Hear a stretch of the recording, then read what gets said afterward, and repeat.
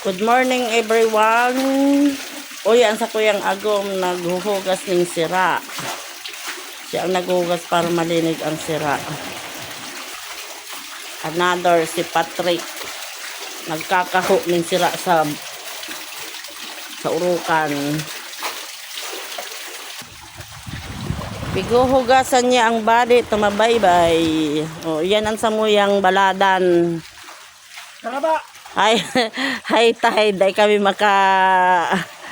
makaladlad ng kaping. Si Bongbong ay nag-iisang ikaw. High tide mga guys, oiling ang samuyang baladan. Medyo ang panahon pangunyan ay makulimlim, naura, nainit. Ang mga parabalad kami.